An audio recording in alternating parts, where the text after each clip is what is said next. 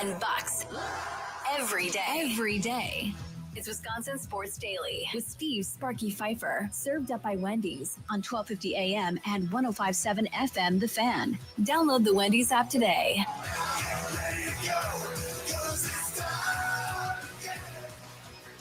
Man, this is some stuff. I'm out here, my guys out here at Jack's American Pub. I'm Peacock's over here taking a picture, Jack Pembroke, my guy, right? And I'm looking at my phone texting and trying to figure this out, Charlie, coming up. I look up and I got two great guys in front of me wearing our shirts, looking great, taking a picture. And this is my head, Charlie, down, looking at my phone. I look up, I'm like, wait a second, we're taking a picture. Shouldn't we tell me I'm taking a picture so I can smile and kind of look happy, right? I mean, people can tell it's you from the size of the dome, so. Nobody said they can't tell me by the size of my big fat head. All I was saying was, it would be nice to smile in the picture. I mean, I guess. That's all. But, you don't have to. You're there, man, in the picture. That's you got enough. No, man. No. All right. In case you haven't heard, and at this point, word is getting out. Word is getting around about what is going on here at the Fan. New daily lineup on the Fan starts coming up on Monday, 6 a.m. to 9 a.m. inside Wisconsin Sports with Trevor Thomas. You, of course, know him from his Inside Wisconsin podcast with John Anderson from ESPN. So Trevor Thomas and Josh Albrecht, a radio vet. Those two will be together from 6 a.m. to 9 a.m. Weekday mornings from 6 till 9. Then 9 to noon with Kuhn. That's right. The biggest radio free agent out there in the market. John Kuhn, former Packer fullback. And, of course, sideline analyst for the Packers radio broadcast. Him and Rami Makloff, who we all know and love from his days here at the Fan. John Kuhn, Rami Makloff, and then veteran producer extraordinaire. He is Brandon Snide. Will be producing that show from 9 until noon. Then noon until 2, The Rock, The Foundation, The Mason Crosby Show with Mitch Thunder Nellis in their new time slot with Tommy Wirtz. Producing that show from noon until 2. And then, of course, Wisconsin Sports Daily served up by Wendy's with myself, Steve Sparky Fifer, and that man over there, Charlie Usen, doing our thing. So, again, Inside Wisconsin Sports with Trevor and Josh, 6 to 9. 9 to noon with Kuhn, with Rami Makloff from 9 until noon. Noon till 2, The Mason Crosby Show with Mitch Thunder Nellis, presented to you by Verizon. And then, of course, this show, Wisconsin Sports Daily, served up by Wendy's from 2 until 5. And good stuff going on here at the Fan. It all gets underway coming up on Monday. I'm looking forward to that. Again, as I said, out here at Jack's American Pub, come on out, stop out. Have a Sun Cruiser vodka iced tea. Baseball calls for it, baby. Made with real iced tea, real vodka. It's refreshingly smooth and easy to drink with no bubbles to fill you up. It's a perfect game day sipper. Plus, each Sun Cruiser is only 100 calories and 4.5% alcohol, making it perfect for anywhere your watch party takes you. Crack one open today and let the good times cruise, Milwaukee. So good stuff there with Sun Cruiser. And thanks to them for having us out here. And again, shuttles to and from every Brewers game here at Jack's American Pub on Brady Street, including running tonight before the Brewers and Angels get underway tonight at American Family Field. 69-cent wings on Monday. Buy a pizza, get a pitcher of beer free on Thursdays as well. So come on out, hang out here at Jack's coming up here this evening. Time now to get the latest on the Green Bay Packers. It's time for your green and gold update on Wisconsin Sports Daily, powered by the Potawatomi Sportsbook on 1250 AM and 105.7 FM The Fan with Steve Sparky Fifer. All right, let's talk a little bit about what else is going on with this Green Bay Packers team. We're going to go back to Matt LaFleur because there was a topic that Tommy Wirtz and I were going to get into this morning from 9 to 10 when I was filling in for Mason Crosby this morning, and we got sidetracked talking about Tommy and Mason gambling at Potawatomi. So we got completely sidetracked at the end of the show, never got to it. So I want to talk a little bit about this Packers game against the Browns and the aspect of they're facing a Browns defense that is not a pushover, right? Their run defense pretty damn good at this point. And Tommy had brought up, should we be concerned about this Packers ground game with Josh Jacobs kind of going into this game? Matt LaFleur, earlier during his press conference, compared the Packers and Browns run defense. I would say that there's similarities in regards to how hard both units play and the style of play. There's definitely some different things from a front structure and just how these guys are an attack front. They're going to cause a lot of penetration up front. And then they try to they're going to try to get 8 guys in the box. And so there's been a lot of ugly runs on tape when going against this defense. When we talk about where this Packers offense is, a large reason for why this team has had some success with this offense and what they've been able to do for the last several years comes down to the play calling of Matt LaFleur, comes down to the scheming of Matt LaFleur as well. You can have moving parts. You can have changing pieces at running back, changing pieces at wide receiver, changing pieces at quarterback, even Rodgers to Jordan Love, changing pieces around the offensive line. David Bakhtiari was here. He is no more, right? So we've had all these moving pieces. And through all of that, this offense still has figured out a way to score points, regardless of who was at quarterback and who was at all these different pieces. So when you start talking about, am I worried about getting this ground game going against the Cleveland Browns? I guess I'm not as worried about going against the Cleveland Browns because I know how good Matt LaFleur is at scheming guys, not only open inside the Packers offense, but his run schemes as well. You've heard numerous people across media praising him for having one of the most creative run game schemes in the National Football League for the last several years, that he comes up with more stuff that, you don't normally see to get Josh Jacobs running lanes or to get Emmanuel Wilson running lanes or whatever the case is. I think we'll be fine going into this game. That does not mean I think Josh Jacobs is going to run for $125. I doubt it. I don't think he'll run for $125. All Josh Jacobs has to do is run for 75 yards, something like that. You just have to run enough to make your play action believable to keep them from pinning their ears back and coming at him. If you do that, the rest of the offense will click just fine, and it will not matter if he doesn't break off a 40-yard run in this game, Charlie. No, it won't. And I think that Matt LaFleur's ability to change the scheme and make it as open as possible for any running back to step into that is part of the reason that the Packers were able to be so successful with Malik Willis at quarterback last season too, is because the whole offense was centered around running the ball and taking as much pressure off Malik Willis as possible. And I think subsequently has taken as much pressure off of a Jordan Love as possible too here. I think this is a game though, where because the Browns have a stronger run defense, it's a game that you can tire them out a little bit by taking their attention to the run and then using that play action that Dan Orlovsky was talking about before in Charlie's Sounds of the Day to use those two tight end sets and do that. What we were talking about earlier too, as well, open up the middle of the field with a Tucker Kraft, with a Luke Musgrave, and take away what the Browns are trying to do right in front of you when that's the only way they can feasibly win football games at this point. That's the thing too, I think, with this Packers offense, when you talk about what they want to do kind of going into this game, and we talked about Kyle Shanahan's offense. The one thing that is still missing from this football league that I want to see come back, what's that? And it relates back to our new daily lineup.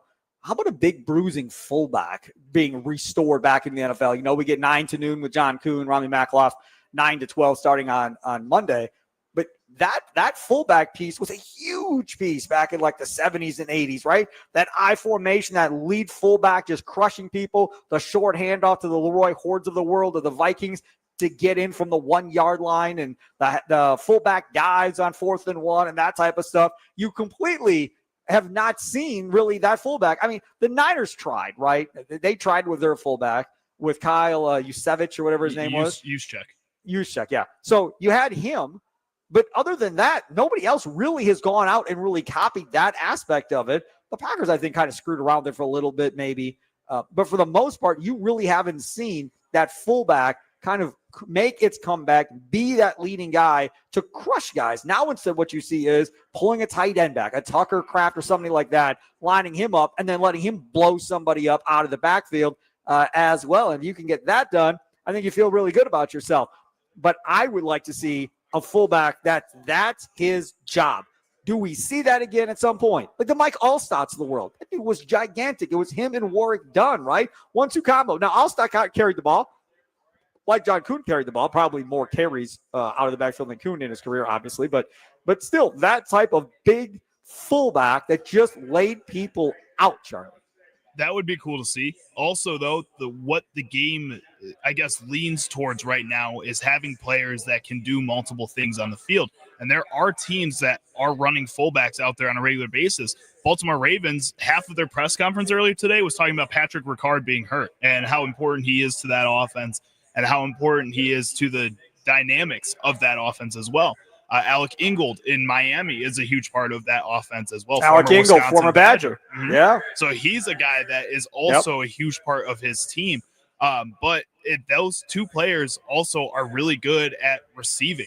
That's one of their biggest strengths in their entire game, is that they can catch the ball really well out of the backfield, especially for a couple of teams that I think have running backs who struggle to catch the ball out of the backfield as well.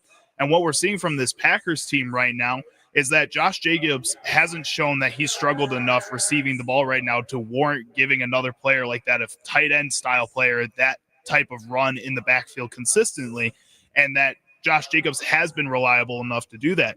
And other teams, instead of running a fullback out there to do that, have just chosen to do more committee backfields and having 2 to 3 guys get out on the field like the Detroit Lions have done.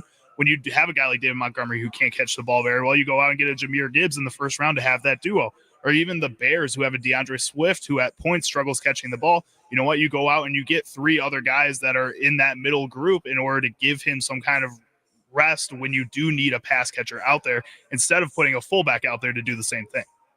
I got the updated injury report emailed from the Green Bay Packers. We'll start off on the Cleveland Browns side of things. Again, this game isn't until Sunday. Don't forget, after the game on Sunday, you make the switch. Green Bay football post-game show here on The Fan with Tommy Wirtz and myself. Take your calls after the game. Ryan Wood of the Green Bay Press-Gazette, Packers beat writer, joins us after every game on the post-game show. Gets a sound from inside the locker room. We'll hear from Jordan Love, hear from Matt LaFleur. Take your reaction immediately after that game. So again, after every game all season long, Green Bay football postgame show with myself and Tommy Wirtz, back at it again coming up on Sunday.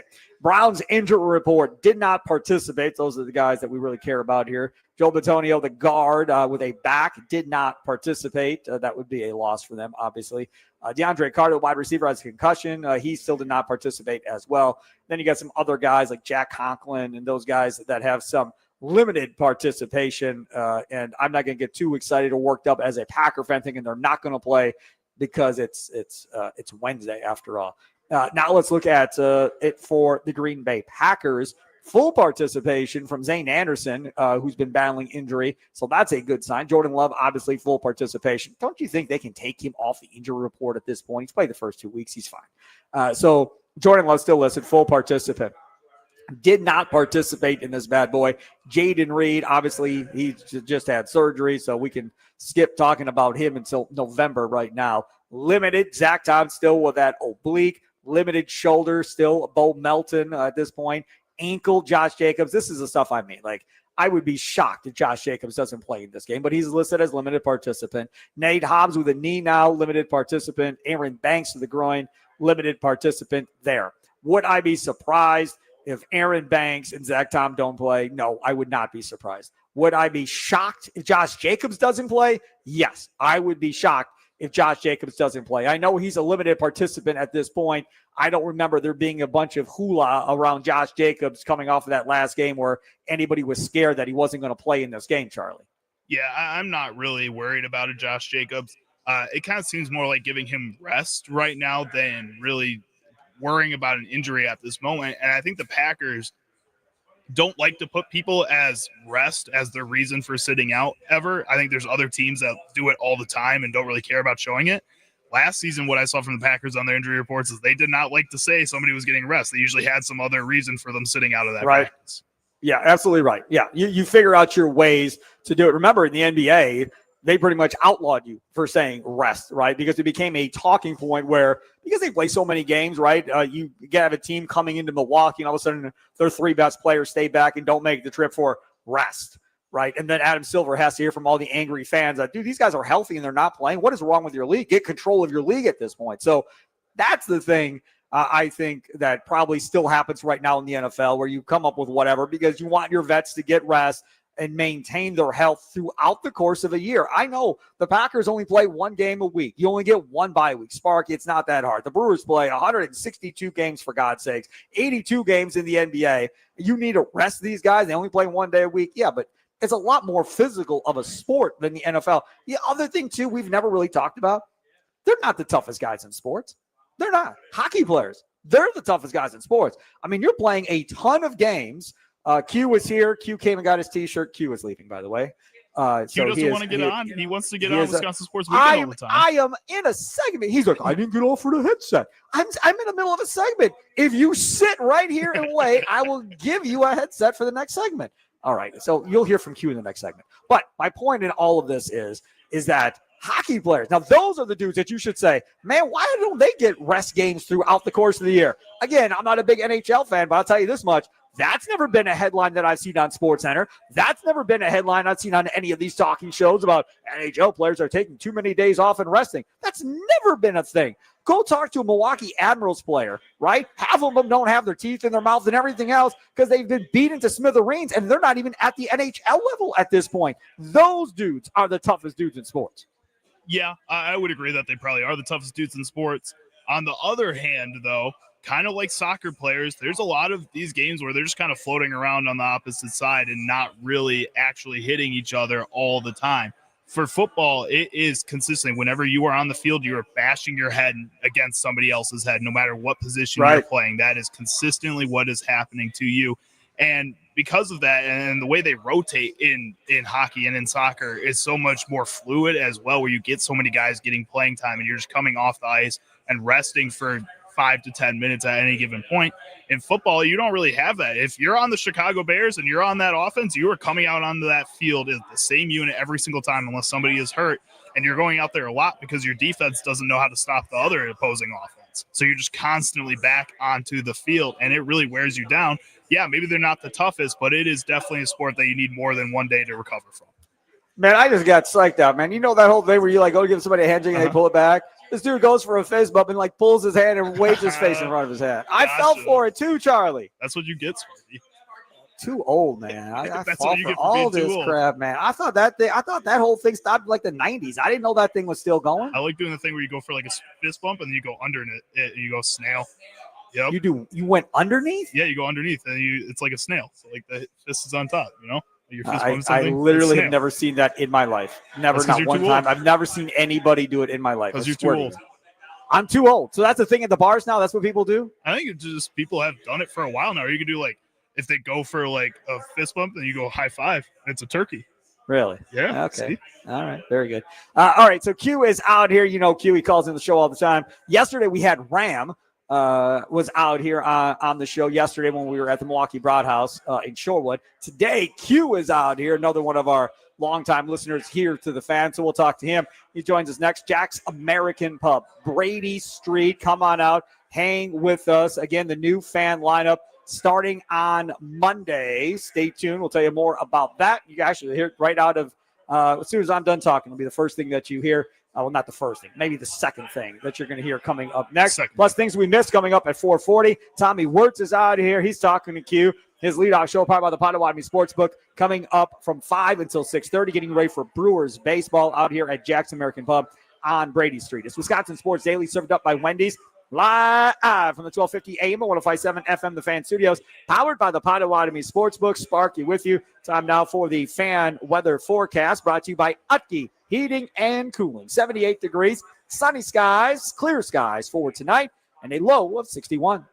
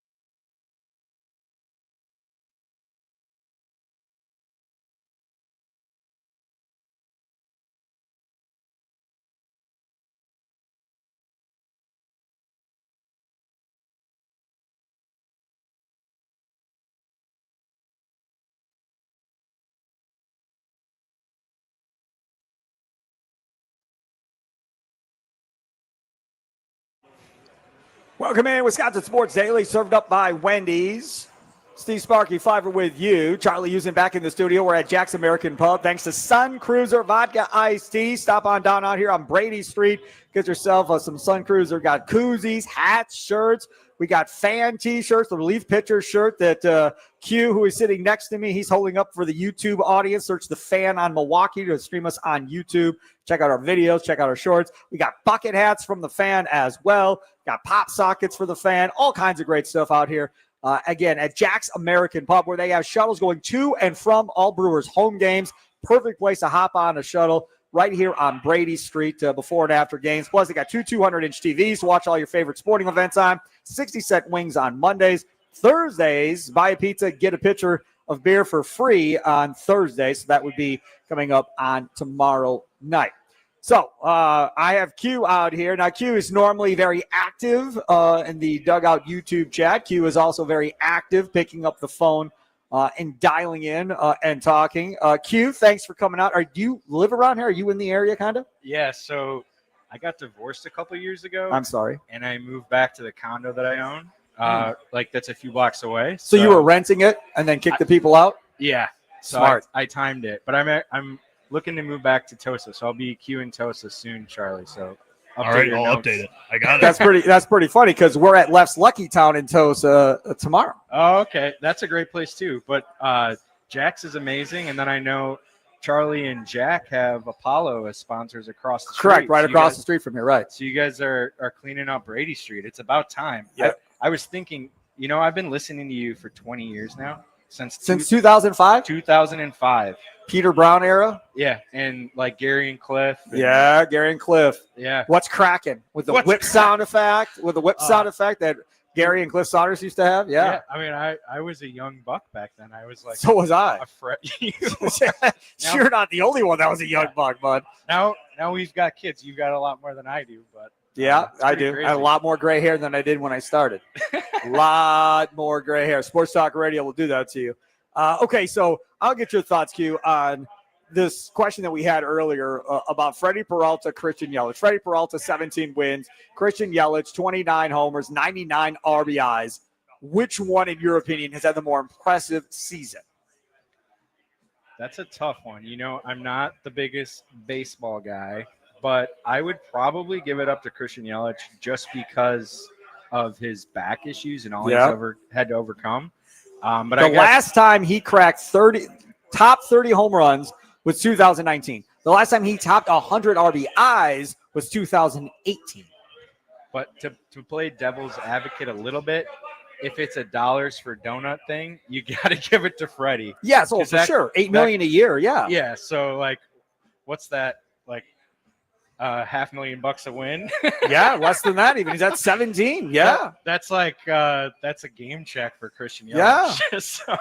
Yeah, no question. Yeah, I mean, home runs were at less than $1 million per home run for Yelich, I guess. If you look at it that way. Yeah. Right. I mean, but either way, I obviously both still very impressive. I had said earlier that I thought Christian Yelich was probably the more impressive one. The other one I wanted to ask you was another topic we did back in the 2:00 hour, talking about Mike Trout being stuck with the Angels, not leaving, signing new contract after new contract, and now, of course, here in Milwaukee, playing for the Angels against the Milwaukee Brewers. Would you rather be the person like a Robin Yount, who is in Milwaukee's entire career, doesn't leave, never gets a championship, gets to a World Series, obviously they lose in 82, just about outside documentary, must see if you haven't seen it yet, and never wins, but is beloved in Milwaukee, can eat for free anywhere probably in this town, can come back and do autograph signings for as much money as he wants to charge for the rest of his life as well, and will always, again, be loved by everybody here? Or would you rather be an Ohtani, let's say, or somebody like that, where they start somewhere, they bail, and they go somewhere else to win a championship? Now, I don't know how long Ohtani will be there necessarily, but there are guys that play 10, 12 years in a place, and then they leave, and they end up winning a championship somewhere else. Like, for instance, Kevin Durant. Kevin Durant is a guy with no home, right? He's not beloved by Oklahoma City. He's not beloved in Golden State. Like, he does not have a home, a team, a fan base that will always love him, like, say, a Robin Yount does, who doesn't have a ring. Durant does. Yount doesn't. Would you rather be the guy that leaves and gets the ring or the guy that stays put the entire time but was beloved forever and is a legend in that town? I mean, I would love to say I would want to be Robin Yount, but the fact that he didn't get the ring or get like a super contract makes me think I'd rather be Shohei Ohtani. It's pretty nice though. I mean, Trout made a lot of money now. He did. Trout's made a ton of money. Let's not act like Trout's poor. No, but I think it's a different era. But I think like Paul Molitor, like Now, the Paul Molitor, I brought him up earlier, right? Paul Molitor was here for a long time. Bud Selig lowballed him on the offer when he became a free agent. He leaves. He goes to the Blue Jays. He wins, obviously, a championship. And he and the organization did not talk for, decades? I mean, a long time they did not talk, and he did not come back here. He didn't want to deal with all this. To hell with it. I'm out. That's where it was. Now, just recently here in the last few years, we started to work him back in to the Brewers family, where Yount never was out. Even though he didn't win, he was never out. I think if you got Robin to drink a little Robinade with some vodka in it, I wonder. That's the Leap Aid. Oh, the that's Leap Aid. that's the with Butler Leroy. vodka and the Robin Yount lemonade. They were selling those in the liquor stores. I don't know if they still are, but that was a thing there for a second. So if you gave Robin a few too many Leap Aids, I think he would say he preferred Paul's route to his own, even though he looks. Dude, Mahler got booed so badly when he came back here. I was one of them, man. I was there. I was at County Stadium booing the heck out of Paul Mahler when he came back because everybody viewed him as a sellout for leaving. I mean, so I grew up going to County Stadium with too. Robin Yount and Paul Mahler and BJ Surhoff and all of them. Greg Vaughn. But I can remember like my dad being really upset with Bud Selig, and it's probably the first time I like developed the hatred I have for most owners. Sure. Like Mark Antanasio. Yep. I got to get that in when I got the headset on. Yeah. Mark is the worst owner. No, he's not. No, he's not. No, he's not. We'll see. Team has We'll been, see. again, you can say whatever you want, right? You can say he's cheap, say whatever you want, but he's definitely not the worst owner. To be able to compete at this level and be a playoff level team for as long as they've been, he inherited Doug Melvin.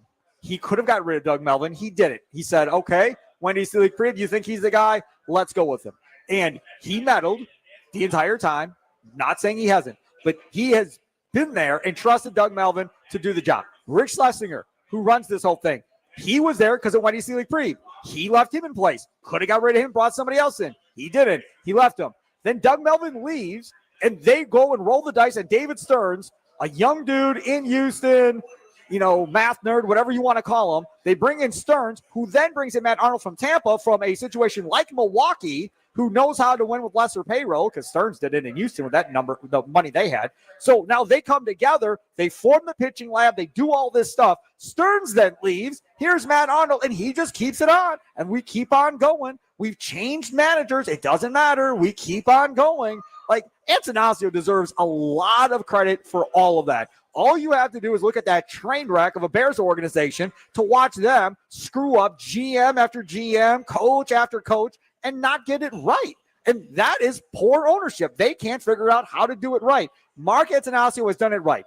Maybe you could say he hasn't done enough to get them to a World Series or whatever. Fair point. But as far as having the right leadership in place to do with what he wants them to do with the money he's being given, that money he's giving them, I mean, I don't know what more else you want, because this could be a complete disaster. We could be the damn Pirates if he had made a couple bad moves here. All fair points. I just wish that Mark A would develop the finishing mood that Ed Policy has, and that's just Mark Murphy didn't have that finishing move. That's a fair point. I just think when it happens and Mark A pushes not even all the chips, but a good chunk of chips, maybe it'll happen next year. But again, hold on a second. That'll take him over the top. Let's see. I'm going to interrupt you again. Look at the Milwaukee Bucks. Talk about finishing pieces, right? I mean, that's your team, right? We talk Bucks all the time. Drew Holiday. Okay, that dude there, John Horace, and that ownership said, I don't care about luxury tax money. We'll pay whatever. Jimmy Haslam, you come in since last year doesn't want to pay it anymore. And Jimmy Haslam like, yeah, sounds good, man. I have a train wreck of an organization in football. Sure, I want to win a championship. I'm in. So here comes Jimmy Haslam with all of his money, and they're trading draft picks and stretching contracts for 100 years and doing all this stuff, trying to win now, right? So you can't accuse the Bucs ownership of not doing enough. They've gone far and above and beyond of anything that the Brewers ownership has done, anything that the Packers ownership has done until the Micah Parsons deal, obviously. So you're right. From that perspective, the Brewers haven't pushed all in, and that comes back down to financially. Like, does he have more money he could be putting into this budget, or doesn't he? And to be honest, like, so we go way back with the Bucs. Yep. I'd like to partially thank Herb Cole for the flexibility that the Bucs have, because he gave the new owners a discounted price and worked with state legislators to get that stadium funded. So I think they have made the most of what they've been given by the state and gave us a championship. My Mark A just took a $500 million from the state of Wisconsin last year. I just want him to maybe spend $50 million on a bat or something. I'm not right. 10%. Just give me 10%. I understand. I like to see him spend more of the percentage of the revenue money he got. They got $300 some odd million in revenue money. Spend more of that. Like you said, 40 or 50 million added onto the payroll. See what Matt Arnold can do with that kind of going forward. But It's not my money, whatever. It is what it is. To your Herb Cole point, I was the biggest anti-Herb Cole person in the world. But at the end of the day, when he went to sell, you're right. He helped those dudes out a little bit. He threw money at the stadium. Everybody that worked for him, he paid out handsomely with going away bonuses for everybody in the organization and took care of everybody in the organization. Herb Cole deserves a ton of credit for all of that he did on the way out at the end of the day. Prior to that, he destroyed this organization, making bad move after bad move, meddling into trades, making trades without GMs knowing about it. Like, it was a complete disaster. So that part, not a fan of. He was still the owner when we drafted Giannis, right? At the end, he was the guy at the end of the day. But can you tell me about this new lineup? I heard Rami's coming back. I'm pretty excited. New daily lineup, absolutely. Q joining us here, Q as well. Inside Wisconsin Sports will start on Monday, the new daily lineup. Trevor Thomas from Inside Wisconsin podcast with him and John Anderson of ESPN. Trevor Thomas, Josh Albrecht, a radio vet, done mornings here in Milwaukee before. Those two form the new morning show Inside Wisconsin Sports, weekday mornings from 6 to 9 starting on Monday. Then Rami is back as part of 9 to noon with Kuhn. That's right, the biggest radio free agent out there. John Kuhn, former Packers fullback, here on The Fan, starting on Monday morning from 9 to noon, again with Rami Makloff. And we hired one of the best producers in the business. Brandon Snide comes over to us, and he'll be producing that show. You, of course, know Brandon Snide from Locked On Packers, Locked On Bucs. So he's a part of that show as well. Then the Rock of the Fan, the Mason Crosby Show with Mitch Thunder Nellis, brought to you by Verizon. Those two guys and Tommy Wirtz, they move to noon until 2. And then this show, Charlie and I, The Boring Show, we maintaining our 2 to 5 slot with Wisconsin Sports Daily, served up by Wendy's with guys like you. I'm just so happy for this resurrection, Sparky. And you've got a great team, but I just want to shake your hand and say thank you, man, I appreciate on behalf of the sports radio listeners of Southeastern Wisconsin and the world now that you're on YouTube. The world. But I personally, I lived in San Diego for 3 years. Right. And I listened to you guys on whatever the Odyssey app was back then. It was probably the radio.com app or something like that? You guys had like a 1250 app. We had the old 1250 app. Yeah, we had our own app back in the day. Yes, that's you kept me tuned in like I was still living in Wisconsin. So that was amazing. But this was even more amazing what you and Charlie and the rest of the it's pretty cool team have done here to resurrect. I appreciate it. Brandon Snide, who I said is going to produce for John Kuhn and Rami. He's awesome. That dude served in the military for 12 years, I think he said. And he was in Afghanistan and Iraq and all of that. And when he was in Afghanistan with the military, that dude called into the Chuck and Wicked show in the mornings on The Fan. He would stream and listen and call into the Chuck and Wicked show. I believe it. Yes. So Brandon's been a fan of this station forever too and has always wanted to work here. And, one time it didn't work out. Another time we thought we had it, it didn't work out. Now this time all the planets aligned and we were able to pull the trigger and get him over here. I'm excited because he's a big Bucks guy too. Yes, I remember listening to him huge with Bucks Justin on 620 Correct. after their show. Back in the day, yeah. Yeah, that was really fun. So I'm pumped to see the new lineup, and I can't believe you got rid of Leroy and Gary, but now you got Kuhn and Crosby. So It's crazy, man. now you just need to get like Brandon Jennings or a Bucks guy. Oh, Brandon Jennings. Charlie, you're I producing mentioned it Brandon before. Jennings, I've man. mentioned it We get Brandon before. Jennings. That's your show. Good luck to you. Brandon Jennings, come on. That's going to my be a dream. late night show if it's Brandon Jennings. Right? We are not putting that in the middle of the day. Playing at night, baby. We can't disrupt Bart's hour. No. Bart Winkler on. He was with me yesterday at the Milwaukee Broadhouse in Shorewood. He's on from 9 p.m. to 1 a.m. on the Infinity Sports Network. So no, we're not messing with Bart. Don't you worry about that. He's Q. Again, this is what happens. You come out to remote, you end up on the radio. Stay away from me. Come on. Graham also was out yesterday. He was on there. We gave him a headset. Coming up next, Tommy Wirtz will join us as we get ready for the leadoff show. Powered by the Potawatomi Sportsbook before Brewers and Angels tonight. He'll be here from 5 to 6:30 at Jack's American Pub on Brady Street. He'll join us coming up next here on Wisconsin Sports Daily, served up by Wendy's, live from the 1250 AM 105.7 FM The Fan Studios, powered by the Potawatomi Sportsbook. Sparky here.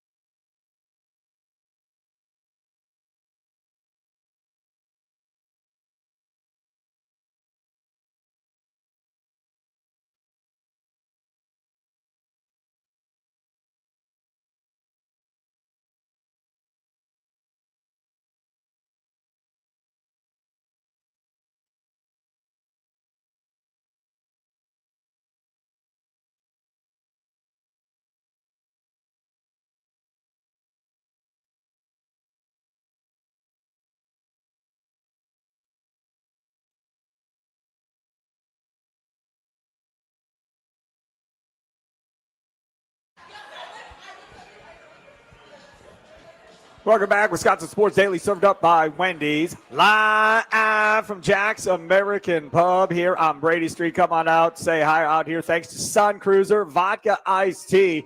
Made with real iced tea, real vodka, refreshingly smooth and easy to drink with no bubbles to fill you up. It's the perfect game day sipper. Plus, each Sun Cruiser is only 100 calories and 4.5% alcohol. Make sure you get yourself a Sun Cruiser Vodka Iced Tea today. Jack's American Pub got shuttles running to and from Brewers games all season long, including tonight before the Brewers and Angels play at American Family Field. Take advantage of that. Plus, don't forget, bingo starts on October 1st, I should say. Plus, 69-cent wings on Monday. Thursdays, buy a pizza, get a pitcher of beer free here at Jack's American Pub. Take advantage of that. Steve Sparky Fifer with you, along with our guy, Tommy Wirtz. Now he's getting ready to do his show leading up to Brewers baseball. The leadoff show powered by the Potawatomi Sportsbook from 5 until 6:30. We'll hear from Pat Murphy, Drew Wagner down at the field with Forbes Sports. He'll check in, plus Austin Herdania with his parlay of the day, Potawatomi Sportsbook manager. That all comes up from 5 until 6:30. Mr. Tommy Wirtz, I bring it to you now, and I ask you what I was asking earlier. Most impressive performance this year between Peralta, 17 wins, Yelich, 29 home runs, 99 RBIs, on pace to be 30 and 100. As I said before, Yelich has not topped 30 since 2019, has not topped 100 RBIs since 2018. Yeah. Peralta had 17 wins. I think that was pretty unexpected coming into this year. Which one is it for you? I'm going to say that it's Christian Yelich, and it's not even really close, honestly. I think we've seen some of these flashes from Freddie Peralta. We've all been waiting for him to take that next step, getting into that ace role. But we've seen what Freddie Peralta can do, and he's had a lot of successful seasons on the other side of 2020. Christian Yelich, I told you earlier, I kind of thought he was going to get into this Mike Trout era of his career where he's just never going to be healthy. Maybe he is productive when he is healthy. But having this full season, switching over to the DH, which is situational outfield for Christian Yelich, this was huge for him. And you bring up the point of, would you rather be the guy who sticks around all in one place or goes and chases the ring when you were talking about Mike Trout? Well, Christian Yelich stuck around, and Christian Yelich is going to stay around. And I don't think a lot of people thought that there was going to be another season like this for Christian Yelich in his Brewers future. This 30 and 100 is ridiculous. That is, MVP caliber seasons have been 30 and 100 in years past. I will tell you this. I still think, I got to go with my guy Bryce Terang has had the most impressive season of anyone on the Brewers, even though it might not be the numbers to compare to Yelich or Freddie Peralta against the rest of the MLB. The jump he has taken and the leaps and bounds that Bryce Terang has had in 2025 surpass anything else on this Brewers team, in my opinion. Did I ask Charlie? Did I ask him about Bryce Terang? Was he in the question? I don't think I asked about Bryce Terang. Did I ask about Bryce Terang? Ask me about Jake Bowers next. Do it. See what happens. It's more fun to add your own answers. I do that on the poll questions too. Whenever you come up with those. So. Yeah, right. You guys just add in what y'all want to add and fit it in. We also talked about this morning already, so we had a little bit of banter back and forth on. Yes. I do think Freddie Peralta's season is going to be, remembered in Brewers history, and he will be a top 5 Cy Young finisher in the National League. But Christian Yelich, he was done, and his best seasons were in question too back in 2019 with the juice balls. So I still think that 2025 Christian Yelich 30 and 100 by far more impressive than Freddie Peralta's year. Okay, now I'm going to anger him here. Watch this, Charlie. Oh, God. Okay, when we talk about how we're going to remember this year, moments from this year, right, it's going to be about Yelich. It's going to be about Peralta. But I'll tell you, the next name on that list that people are going to remember, Andrew Vaughn. That's going to be the third person on the list, or maybe Isaac Collins. Maybe he'll get some love and remember that way. Over Bryce over Terang, over Frelick, over Contreras, all over all those other guys. You're going to remember the guys that nobody knew or thought was going to be any good. Those guys, think about it. 5 years from now, if they're both still doing what they're doing, nobody's going to talk about this year because it's going to be just normal. That's how they've been. Whatever. It is what it is. Vaughn, the odds of him being at a high level for the next 5 years, slim. Isaac Collins being at this level, I don't know. We'll see. Maybe he will be. He's an older rookie, so maybe he'll continue this pace kind of going forward. But I think once you get past Peralta and Yelich talking about the 2025 season, the next place you're going to go are the unexpected seasons that you didn't see coming. And I know you expected obviously your boy Bryce Terang to have a great season. So that wasn't a surprise to you. First of all, to say those names ahead of Jacob Mizorowski, you want to walk that back at all? Why? He's not going to be on the playoff roster. Who cares about Mizorowski? He made an all-star game after 5 minutes in the MLB. And clearly that was undeserved. He's not going to be on the playoff roster. Clearly they screwed that all up. His hat is in Cooperstown already. They made a damn T-shirt giveaway for him and everything else, and you're going to reward him by saying, hey, guess what? Not pitching in the playoffs, kid. Enjoy going home and sitting on the couch. Hey, I heard Sparky's got some room for you on his couch. Maybe you can go watch the playoffs with him on the couch. Oh, my God. How wonderful is that if that plays out that way?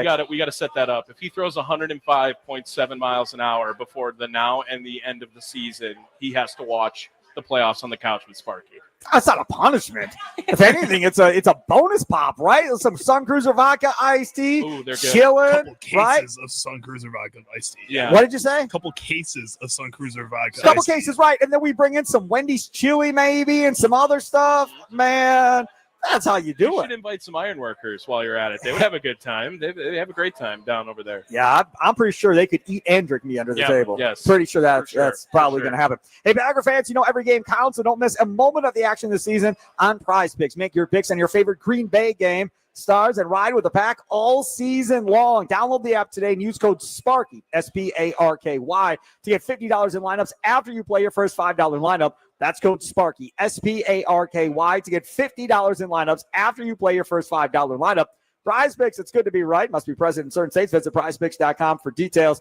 Do not forget, it's real simple here, right? This is daily fantasy, more or less on 2 to 6 player stat projections. If you get your picks right, you can cash in. Simple. They also have the flex play, which means you can still cash out even if your lineup isn't perfect. You can double your money even if one pick doesn't hit. It is a no-brainer. And now you can stack players when you're watching a game, right? So you can stack Jordan Love like more than one touchdown or 2 touchdowns, more than 200 and some odd yards passing, and then add in another player or 2 from another team or that team, and all of a sudden you're set up and you're kind of double bubbling up on how good or bad you may think that player is that you stack. So take advantage of it. Download the Prize Picks app today. Use code SPARKY, SPARKY, to get $50 in lineups after you play your first $5 lineup. That's code SPARKY to get $50 in lineups after you play your first $5 lineup. Also, don't forget, watch for those max discount players. Max discount players are pretty simple, right? So maybe it's a receiver more than a half a receiving yard. Maybe it's a quarterback more than a half a passing yard. Always offering up those max discount players. Take advantage of it. Make sure they get into your lineup. Prize Picks, it's good to be right. Must be present in certain states. It's prizepicks.com for details. All right, we're going to sign off here. Coming up here at Jack's American Pub is Tommy Wirtz with the leadoff show, powered by the Potawatomi Sportsbook. One last time, new lineup starting coming up on Monday, 6 a.m. to 9 a.m. It is Inside Wisconsin Sports with Trevor Thomas and our guy Josh Albrecht from 6 to 9. 9 to noon with Kuhn, along with Rami Makloff.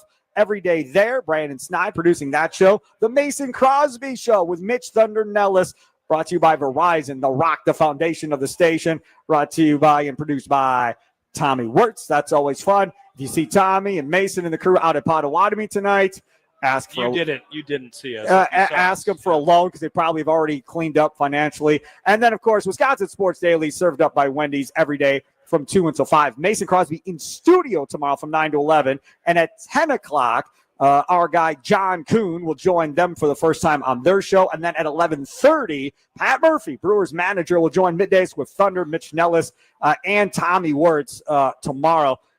Mitch had asked me, hey, man, you got any questions I can ask? I said, sure. Ask him, who did Siegler have picks on to stay on the roster as long as he did for the Brewers? Ask Murph that. See what Pat Murphy says. Vinny Capra to get him off the Brewers.